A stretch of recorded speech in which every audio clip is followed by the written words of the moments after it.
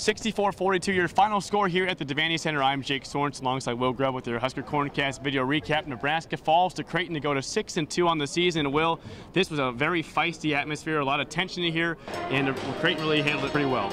Well, and it kind of fired up the Blue Jays for a little while. Doug McDermott at one point goes up trying to pump up the Nebraska crowd. They didn't take too kindly to that. Tim Miles also got a technical in this game. Correct me if I'm wrong, I believe that's his first one here at Nebraska. He might have done it to try and fire up his team. Worked for a little bit. Andre Almeida gets a big dunk inside, but eventually the constant barrage of three-pointers and really offensive rebounds by the Blue Jays was enough to be able to push them over the top. And they end up winning by, very easily by 20 points. Nebraska was in this game early on. A three-pointer by Ethan Rogge really broke it open for the Jays. Doug McDermott, 27 points in this game. What can you say more about the All-American? Well, he's a quiet scorer almost. You don't realize how many points he's having. Next thing you know, he's up to 20. Got off to a nice start. 2 easy buckets, then goes to the line for a couple. Slowed down a little bit in the first half, but able to get it going in the second. A couple times Nebraska comes down, hits a three. You think they're back in the game.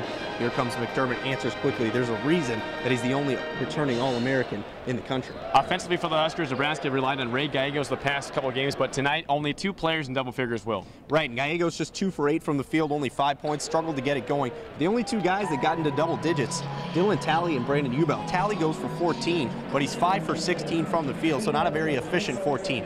Now, Ubel, he had a little better night shooting the ball.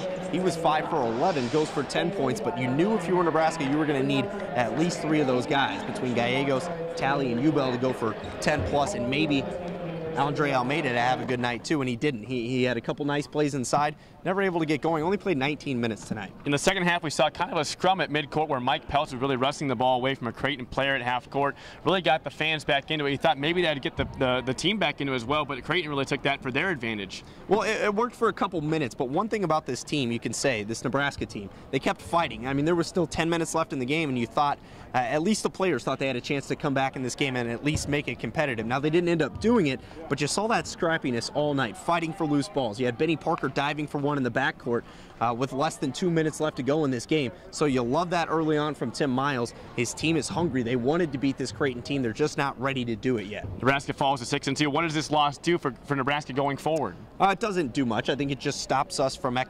raising our expectations to heights we didn't expect to see this year. Now, if Nebraska had won this game, there was some talk that maybe they could start to enter the conversation as maybe a ranked team, which is a little shocking.